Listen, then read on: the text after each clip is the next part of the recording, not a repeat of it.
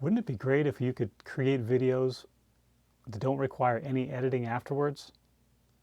Well, today we're going to talk about this idea.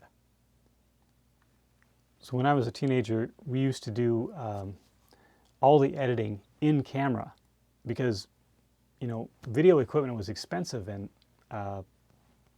two big, huge tape decks to edit and everything. I mean, some people would take a VCR and they would take a camcorder and they would use the two together, and that was a good way to edit, lower cost way to edit. Not everyone could do it. So we took the challenge and we said, okay, let's try to edit without any equipment except a camcorder and the pause button. It was pretty fun. I enjoyed it a lot. And but is this something that's realistic or possible today? I mean, here we are making YouTube videos, spending a lot of time in editing, maybe hours.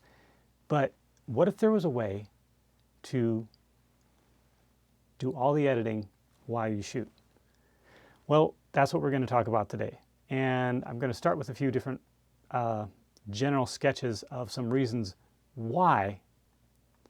So the first reason I have here is, number one, it allows us to create more videos in less time. So, that's obvious, right? I mean, if you don't spend 3 or 4 hours in editing, you can spend that time coming up with ideas, creating your script, doing whatever. So, hey, more videos, less time, we're all on board with that one, right? Number two is it helps us become better actors. Now, why would it help us become better actors? Well, because typically, if you're going to be doing a no edit workflow, you got to get it right the first time, right? So it's not such a bad thing. Let me talk about one of my favorite things, or let's say one of my favorite type of actors, and I call them the no actor actors. So these are the guys who can act and they don't look like they're acting. They look like that's really who they are. So let's just talk about that. So one of my favorite people in that area is, or was, Bob Ross. So I don't know if you know much about Bob Ross, but he exemplifies what I call a good actor. Good actors don't look like they're acting. So pretty much they have the advantage of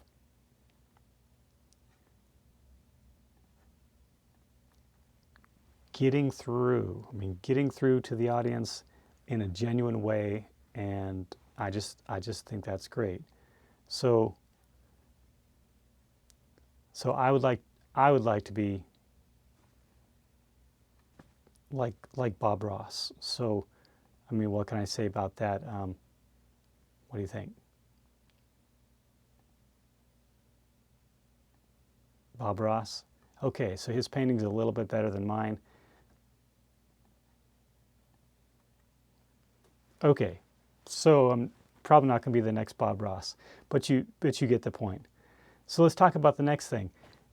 I believe that another reason to do a no edit workflow is that it increases the sense of reality in our videos.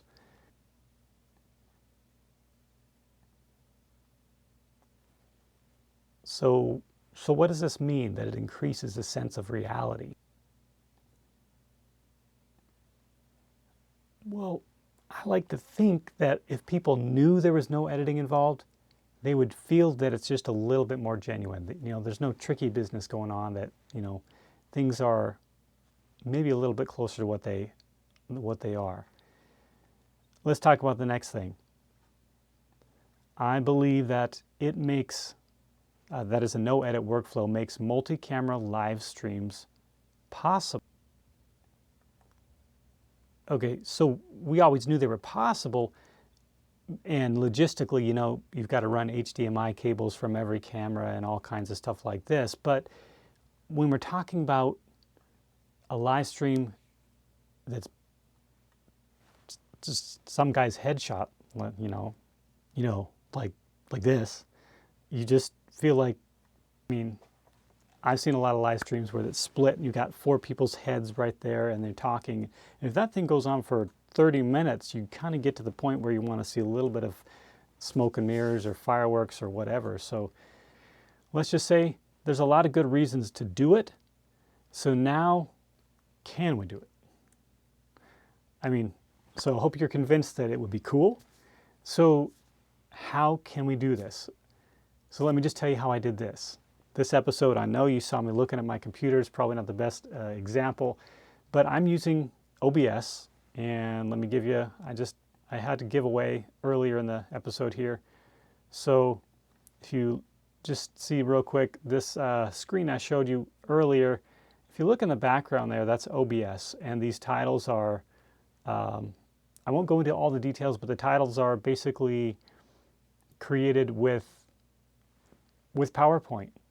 And PowerPoint is a great way to organize things together. I'd like to do a video about just how I make titles using PowerPoint later. But PowerPoint, and then I basically export the PowerPoint slides as PNG images, and then I import those into OBS.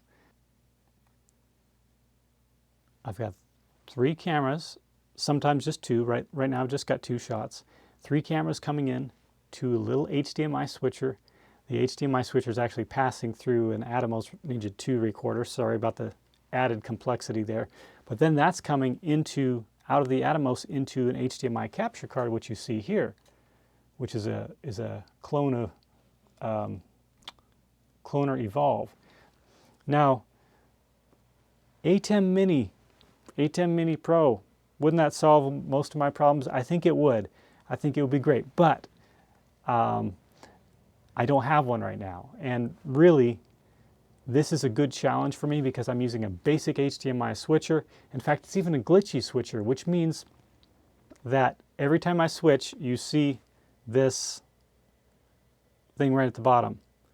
And what I do to cover that up, actually, is too late, but I will throw this lower thirds over the bottom so that when I do have to switch, instead of waiting for 10 seconds, because when I switch, you'll see underneath it the little HDMI thing. That's because it was losing signal.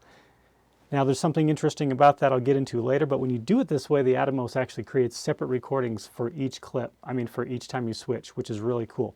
But anyway, guys, what do you think? Any more ideas how this could be easier? Please leave comments below.